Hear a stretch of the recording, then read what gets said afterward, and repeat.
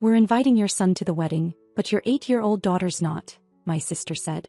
I just replied, "Thanks for letting me know." That night, without thinking twice, I made one change. 3 weeks later, their plans began to fall apart. I should have known my sister would find a way to ruin it. After everything I'd done for her, everything I'd paid for, she still found a way to cross a line that made my hands shake. It was a Wednesday when she called. I was in the middle of dinner cleanup when her name lit up on my phone. I expected some last-minute question about the florist or seating chart, the usual chaos I'd been managing on her behalf. Instead, she dropped it like it was nothing. "We're inviting your son to the wedding, but your 8-year-old daughter's not." That was all. No explanation. No warning. Just that. I didn't scream. I didn't ask her if she'd lost her mind. I just said, "Thanks for letting me know," and hung up. Then I stood in my kitchen staring at the wall, trying not to let my daughter see my face. I had paid the first deposit on the venue. I negotiated the catering contract. I bought her dress, she still hadn't paid me back. The cake? I found the vendor. The invitations? I printed them on my own dime. My parents had put in maybe $200 tops. Her fiancé's parents made it clear they weren't paying beyond a set budget. So guess who picked up the slack? Me. The older sister. The one with the full-time job and 2 kids of her own. And now I was being told that one of my kids wasn't welcome. Not because of some logistical issue. Not because of space. But because my sister couldn't stand how much attention my daughter got. She wouldn't say that out loud, of course. But I knew. Her own daughter from her previous marriage was struggling. Barely interested in school, always glued to a screen, cold to everyone. Meanwhile, mine was winning local art contests and being asked to read poems at assemblies. It ate her alive. That night, I sat in bed with my laptop, opened the wedding spreadsheet and made one change. I withdrew my share of the venue payment. I didn't send a message. I didn't make an announcement. I just stopped. By Friday, I started getting emails from vendors. The venue asked if the final payment was coming. I told them to speak with the bride. The florist sent an invoice. I forwarded it straight to my sister. I wasn't rude. I just stopped pretending I owed her anything. She didn't text until Sunday night. "Did something happen with the venue deposit?" I answered, "Yes. I'm stepping away. Can't justify contributing to something that excludes my daughter." Her response? Silence. For 2 days. Then she showed up on my doorstep without warning, like we were still kids and she could just walk in and yell until she got her way. "You can't do this to me," she said. I almost laughed. "Do this to you?" I was done being the free wedding planner. I was done being the emergency wallet. I told her flat out, "You made your guest list. Now live with it." She left without another word. No apology. No reconsideration. But I could tell from her face, the panic was setting in. Her wedding was 3 weeks away. Her money had dried up. And she hadn't even begun to understand just how fast it could all fall apart. The next week dragged on like something out of a bad dream. I expected at least a few angry texts, some overdramatic voicemail from my sister, maybe a guilt trip from my mom. But what I got was silence. Not a single word. Which meant one thing: she was in damage control mode. By Thursday it started unraveling. First, I got a polite but nervous email from the venue coordinator, asking if the delay in payment meant the event date was changing. I didn't answer. I didn't owe them anything anymore. I'd removed myself from all the contracts, all the group chats, all the logistics. Let them talk to the bride. Later that day, I got a call from a number I didn't recognize. I almost let it go to voicemail, but curiosity got the better of me. It was her fiancé, Darren. We'd never had a real conversation outside of holiday greetings. Now he was calling me personally. "Hey Scarlett, I know there's been stuff going on. Just checking in. Is everything okay?" He sounded genuinely confused. That threw me. I told him the basics. That I'd paid for nearly half the wedding up to this point. That I'd been handling the logistics. That my daughter, his future niece, had been cut from the guest list for no real reason. I didn't cry. I didn't rant. I just said it plainly. He didn't say much back. Just that he'd talk to my sister and get back to me. I didn't expect him to. And I didn't expect him to believe me either. He was about to marry her. He was already in too deep. Or so I thought. The next day it escalated. First I got a text from my mom. Not to check in on me or the kids, but to ask if I could please not ruin your sister's big day over some misunderstanding. Some misunderstanding. That's what she called it. I told her I wasn't ruining anything. I had removed myself. I wasn't interfering, I wasn't making demands. I had simply stopped paying for a wedding that excluded my child. Her granddaughter. A child who adored weddings, had been excited about the big day, and had even handmade a little gift for the bride weeks earlier. Mom didn't budge. She told me I was being emotional. That my sister was under stress. that I should be the bigger person.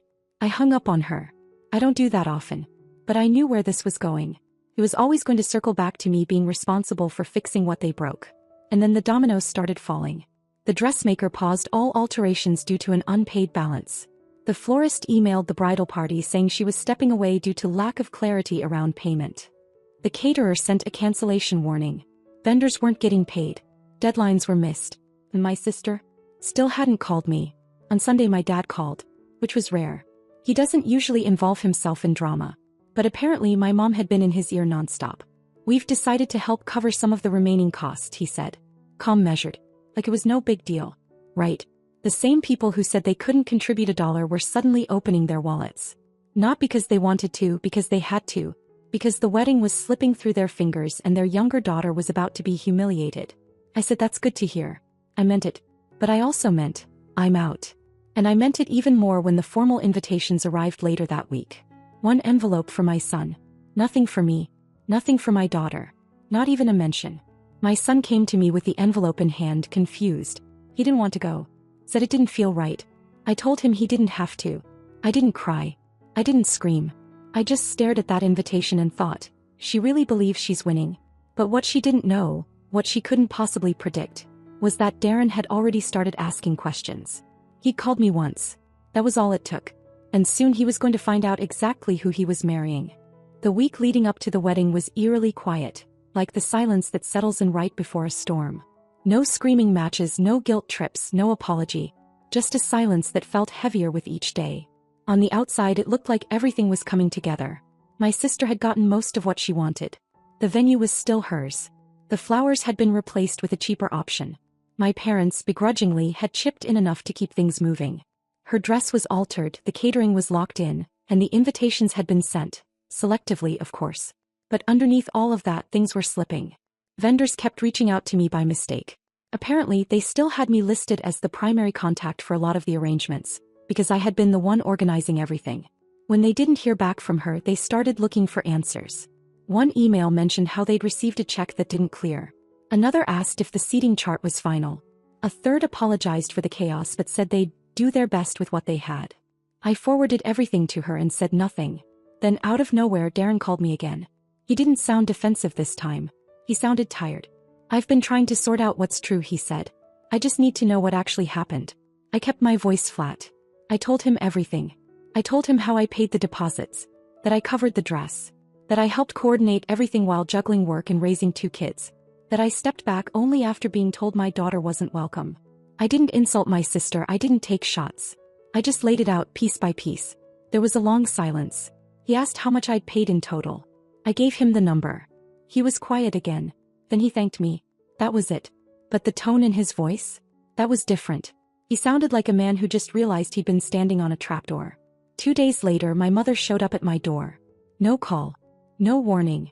Just marched in like she used to when I was 19 and she thought I owed her something. She didn't ask how the kids were. Didn't ask if I was okay. She came to accuse. Why did you go behind your sister's back and talk to Darren? I told her the truth. He called me. I answered his questions. She looked at me like I'd betrayed the family. Said I was ruining things. That I was making my sister look bad right before the most important day of her life. That's when something in me finally snapped. You're all okay with how she treats me because you've trained me to keep my mouth shut. But I'm not doing that anymore. She didn't argue. Just glared. Then left without another word. After that, it was like someone lifted the lid off a boiling pot. I started hearing little things through the grapevine. One of the bridesmaids dropped out. A groomsman backed out last minute, citing family obligations. The flower vendor refused to deliver until full payment was received. The makeup artist doubled her rate after being asked to do 6 people instead of 4 without warning. And yet, on social media my sister kept posting like everything was perfect. Engagement photos, inspirational quotes, even a post tagging all her vendors, including me though I hadn't been involved in weeks. Then came the rehearsal dinner. I wasn't invited, of course. But my cousin sent me a video. My sister was beaming, surrounded by people clinking glasses and posing for pictures. But Darren? He looked stiff. Barely smiling. At one point he pulled one of his groomsmen aside and they had a long, tense conversation off to the side. And then, the day before the wedding I got a message. From Darren. He said I didn't know. I should have. But I didn't. Thank you for being honest. And for stepping up when no one else would. He said he needed time. That some things weren't sitting right with him anymore. That he hadn't known the full story. I didn't reply. I didn't want to interfere any more than I already had. But I could feel it. Everything she'd built on my back was starting to shake. And the person who was supposed to marry her was no longer looking at her the same way. I didn't sleep much that night. Not from nerves. Just this odd, unsettled feeling in my chest, like I was still holding my breath. The wedding was less than 24 hours away. And something was coming. I don't know what I expected when I opened my eyes that morning, but I definitely didn't expect the wedding to actually collapse. Part of me thought they'd fake their way through it. That Darren would show up, put on the tux, smile for the photos and deal with the regret later. But life as usual had other plans. At 9:17 a.m. I got a call from Aunt Cindy. She's not dramatic. If anything, she's usually too polite to even gossip. But this time she sounded like she was hiding in a coat closet. Did you hear? Darren's gone. Left the hotel last night. No one knows where he is. I sat on the edge of my bed and didn't say anything for a long time. Not because I didn't believe her, but because I did. By 10 a.m. I was getting updates from everywhere. My cousin texted me from the venue. Guests were arriving and people were whispering. The groom's parents looked uncomfortable, the bride was locked in a room, and apparently, my mom was walking around saying things like he must have had a breakdown. But it wasn't a breakdown. It was a decision. At 11:42 a.m., it was confirmed. The wedding was off. Darren's sister, a woman I'd never met, was the one who told everyone. She stood up in front of the guests and said Darren had left the state early that morning. There would be no ceremony. There would be no explanation today. Half the guests walked out. The other half stayed out of pity, maybe curiosity. And my sister? She came out wearing her dress anyway. Walked into the reception room with this blank look on her face and started slicing into the wedding cake with one of the bridesmaids. Like if she smiled long enough, she could pretend it never happened. Someone tried to make a toast. Another person started crying. A DJ who had only been hired for 4 hours played music no one danced to. It wasn't a wedding anymore. It was a very expensive delusion. I wasn't there, obviously, but the photos made their way to me by that evening. People love posting disasters if they look aesthetic enough. What really hit me was a message I got the next morning from Darren's sister. She'd only met me once years ago, but she said Darren wanted me to know something. The night before the wedding, he confronted my sister in their hotel room. He had spoken to vendors. He had looked at receipts. He had read old messages. Someone, probably one of the bridesmaids, had shown him a screenshot of a group chat where my sister joked that my daughter was too precious for her own good, and she couldn't risk her stealing the spotlight. He asked her directly if it was true, if she had deliberately left out my daughter, if she used me to bankroll the wedding, if she ever planned to pay me back. She didn't deny it. She told him I'd always been dramatic, that I made things harder than they needed to be, that I could afford it, that I owed her. And that's when he walked out. No speech. No explosion. Just packed a bag, got in a car and left. The next day when it all came crashing down, I thought that maybe, just maybe, some people would understand now. That the truth would finally come out. That someone would say you were right to step away. But that's not what happened. The first thing I heard from my parents was that I should have just let it go. That I had embarrassed the family. That I drove Darren away by involving myself. That even if I was hurt, I shouldn't have talked to the groom. I didn't defend myself. I didn't explain anything. What was the point? A week later, I went to drop my son off at my parents' house for a visit. My daughter wasn't invited. My mother forgot to mention that. At this point, I thought I'd seen it all. But then I got a message I didn't expect. From Marcus, Darren's best man. He said Darren told him everything. About the money. The way my sister treated me. The exclusion of my daughter. He said Darren was devastated he didn't realize it sooner. Marcus ended the message with something I didn't know I needed to hear. You didn't ruin anything. You showed him who she really was. It took guts. It was the only kind thing anyone had said to me through this entire mess. And it reminded me that sometimes telling the truth comes at a cost. Even if you're right. The wedding was over. Darren disappeared. Moved back near his sister, started over quietly. My sister pretended it was mutual. Said they grew apart and agreed to separate. But no one really believed it. What shocked me most, though, was what happened next. She didn't just move on. She turned her attention right back to me with a vengeance. The wedding had ended in disaster, but the real storm came after. I should have expected it. My sister had always been the type to rewrite history when things went wrong, and she wasn't about to stop now. Within days, I became the scapegoat. It started small. Relatives not responding to messages. 2 of my aunts pulled out of a family brunch I had organized. No explanation. Then my mom stopped calling. When I finally reached out, she said she was too tired to talk about it anymore, and that everyone just needs to move on. But no one moved on. They just moved away from me. People I'd known for years started treating me like I was radioactive. Like I'd ruined something sacred. And my sister, without ever needing to say a word directly to me, made sure everyone knew her version of the story. That I'd sabotaged her. That Darren got cold feet because of my bitterness. That I'd overwhelmed him with drama. That I poisoned the wedding from the inside out. She never mentioned the payments. Never mentioned the exclusions. Never mentioned the screenshot that Darren saw. Instead, she painted herself as the heartbroken bride, betrayed by her own sister, blindsided by a man she thought loved her. The woman abandoned at the altar because her sibling couldn't handle not being the center of attention. And people believed it. One of the cousins I'd babysat as a teenager posted a story captioned, "You never really know who's happy for you until it's too late." My name wasn't mentioned. Didn't have to be. What stunned me the most was how quickly my parents adopted the same narrative. My dad was silent, retreating into his usual neutrality. But my mom? She took my sister's pain and made it her crusade. She told me flat out on the phone one day, "You should have handled it differently. You made her feel abandoned." I said, "She made my daughter feel unwanted." Her reply, "Your daughter didn't need to be part of everything." That one sentence put the final crack in whatever was left of my relationship with her. But the fallout didn't stop there. My daughter stopped getting invited to birthday parties she used to go to every year. People we saw regularly in the community stopped making eye contact. At a school fundraiser, one of the other moms, a woman I used to exchange recipes with, turned away as I walked by. And my sister? She was still spinning it. Carefully. Quietly. She told people Darren had struggled emotionally. That he had a pattern of shutting down. She told one of her friends that something had been off with him for weeks, and that she felt sorry for Scarlett having to raise her kids alone. She was building a whole new version of the story. One where I was unstable and she was the victim who had tried to hold the family together. But something else happened that she didn't expect. Darren didn't stay quiet. He didn't post anything publicly, but people started hearing things. Apparently, he told a few people, privately, respectfully, that he'd left because he found out what had been going on. That he couldn't stand behind a woman who was capable of treating her own family that way. That the only person who told him the truth was the person everyone blamed. Word traveled. Not loudly, but it reached the right ears. And then I got a message from Marcus, Darren's best man. He was in town for a few days and he wanted to meet. I wasn't sure what he could possibly say that would help, but I agreed. We met at a little cafe near the park. It was cold out. Quiet. He didn't waste time. He pulled out his phone and showed me something. Screenshots. The same group chat Darren had seen. My sister mocking my daughter. Calling her Scarlett's little golden child. Saying she couldn't wait for her to stay home so the spotlight wouldn't get stolen by a third grader. He called her a brat. Said she didn't fit the aesthetic of her wedding.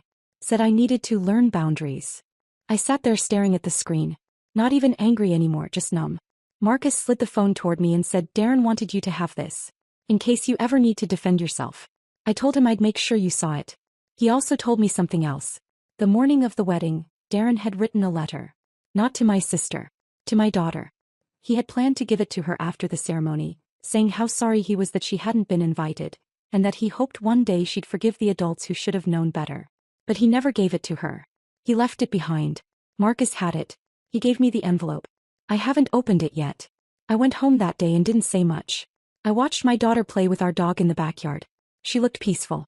Untouched by all the noise swirling around her. But she wasn't. She'd heard whispers. She'd felt the cold shoulders. Later that night she asked me quietly, "Is it because I'm different from the other kids?" I told her no. It's because you shine. And some people can't handle that. 2 weeks later, just as things were finally starting to settle, it happened. My sister showed up at my door. She had a gift bag in her hand. Wrapped perfectly. Pink tissue paper. A bow. Like this was just another family visit. She said, "I brought something for your daughter." I opened the door wide enough for her to step in. Not because I was ready, but because I needed to hear what she had to say. She stood there like she belonged, like she hadn't spent the last month dismantling my life from a distance. My sister didn't look like the woman from the wedding photos. No makeup. Hair tied back. Puffy eyes that weren't from allergies. She held out the gift bag like it was some kind of peace offering and said, "I brought something for your daughter. Can I come in?" I let her in.